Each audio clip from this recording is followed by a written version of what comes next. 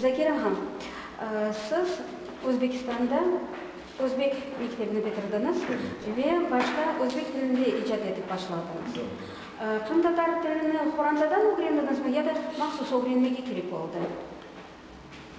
Evet, böyle Rusçasında bıtaboy derler. Kur'an'da içinde biz 6 canedik. Kırım'dan sürgün olungan yılımız.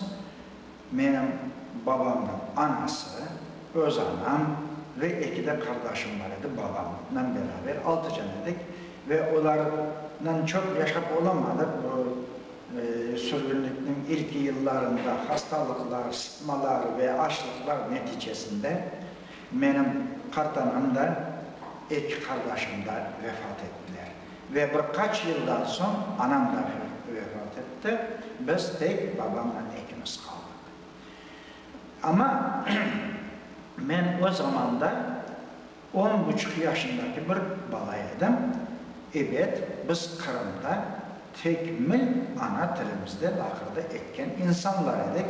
Onu da sürgünlükte de devam ettirdik ve Özbek tilini de öğrendik ve başka imkan olmaması sebebinden mektepke Özbek mektebine varmaya ben mecbur oldum ve o mektepte okup köyde, komşu köyde 7. sınıfını bitirdim ve rayon merkezi kasabada yani Kurgan degen Namangan vilayetinde kasabada orta mektebini bitirdim.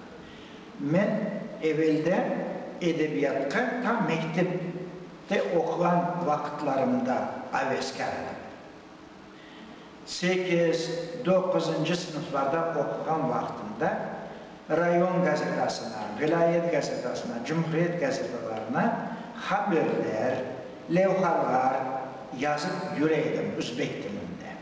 Ve 1951 senesi benim ördeğim, bizim tilimizde papiyim degen birinci şiirim Cumhuriyet, Özbekistan Cumhuriyet Balalar Gazetesi Lenin uçkununda basıldı. Ve bu şiir beni ruhlandırdı ve kalemle her vakit dost olmama sebepçi oldu. Evet, kel zaman 1957 senesi bizim Lenin Bayrağı gazetemiz, gazetemiz diyeyim çünkü bu biz için hizmet etti.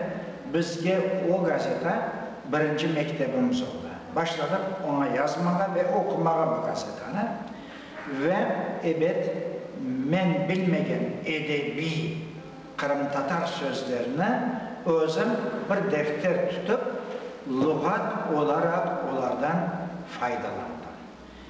Bununla beraber özümüzün tilde endi ben şiirlerimle, levhalarımla, oçetlerimle yazmaya başladım. Bu 57 senesinden bir yakın. Ve böylelikle öz ana tilimizde tereccüh almaya nail oldum. Kel zaman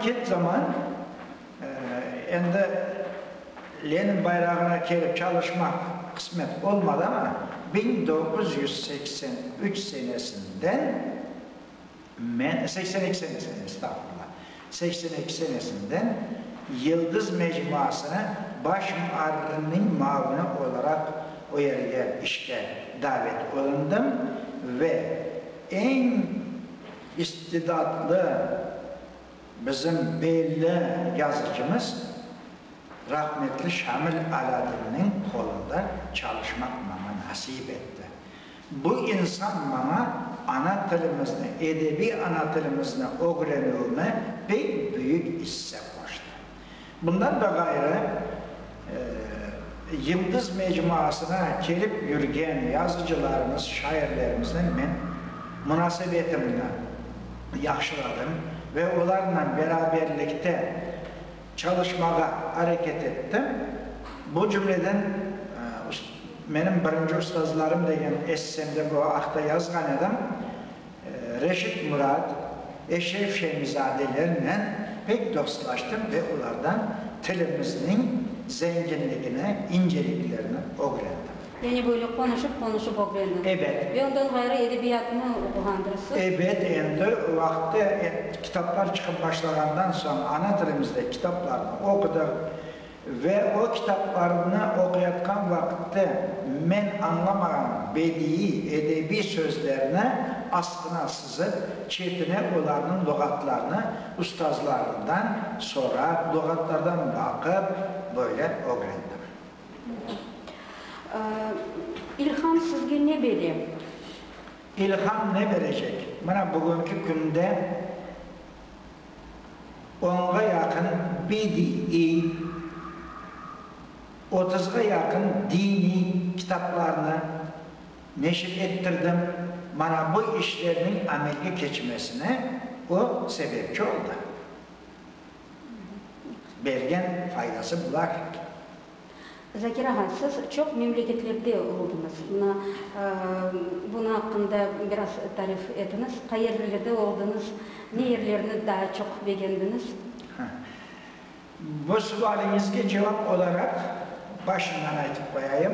Benim 2013 senesi neşir etilgen Dünya Kezdim Neler Gördüm kitabında hepsi aydınlatıldı.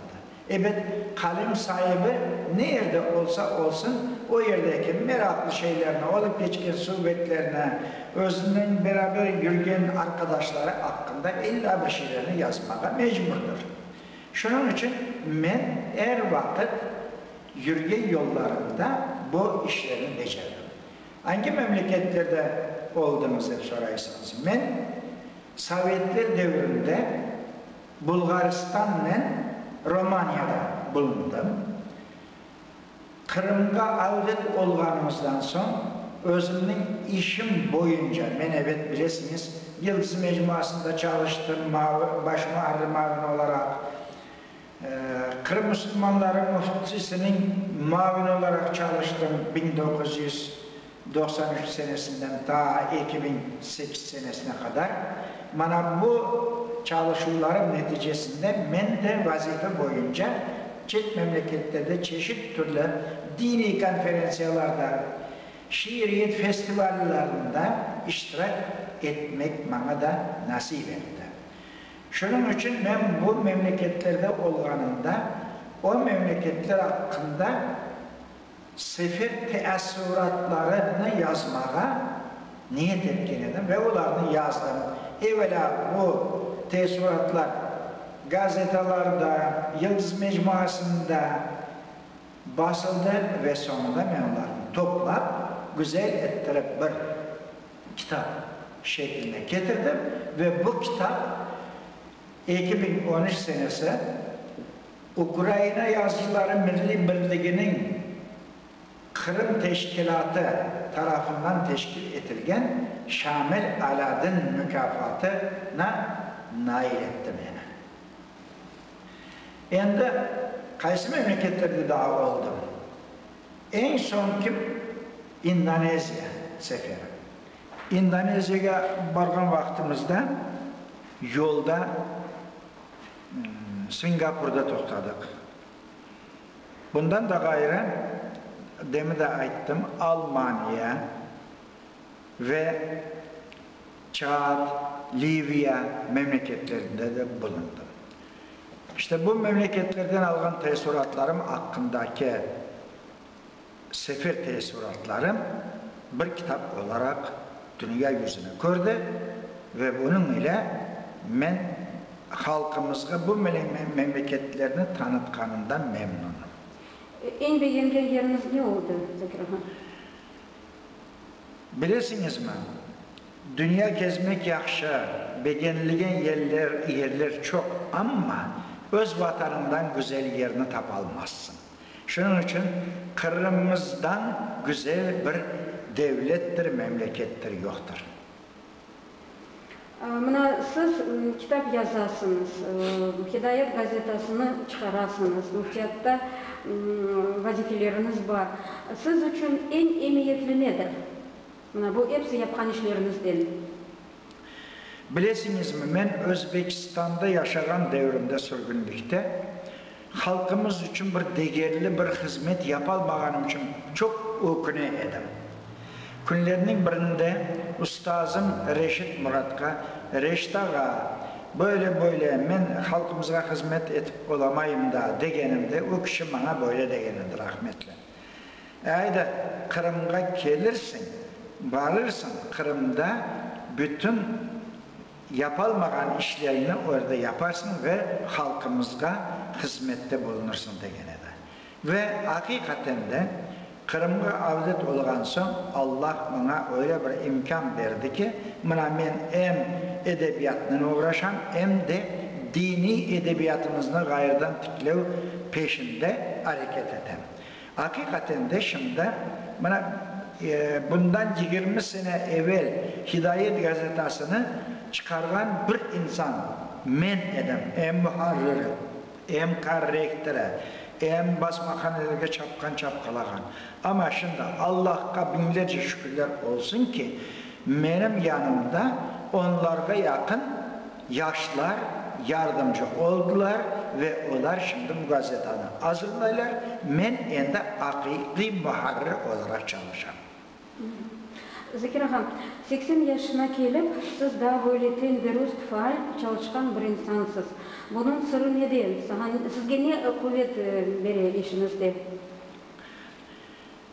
Bu sualingizge cevap kıskadan böyle yapmak. Men bu kalemge aşna olganımdan beri bütün ömrüm halk arasında, yaşlar arasında geçmekte.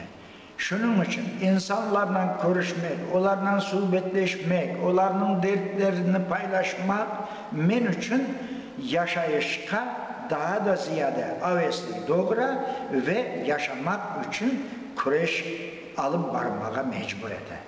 Ben şudur hep belliyim sebebine. Daha bir kere sizin yüreğinizden hayırlap, yani muvaffakiyetler, genişler dileyim. Allah razı olsun. Allah sağ olsun. Cümleniz 80 değil 90 yüzden keçiniz ve halkımızga cümlemiz helal hizmette bulunmayak. Allah razı olsun. Çok sağ olun.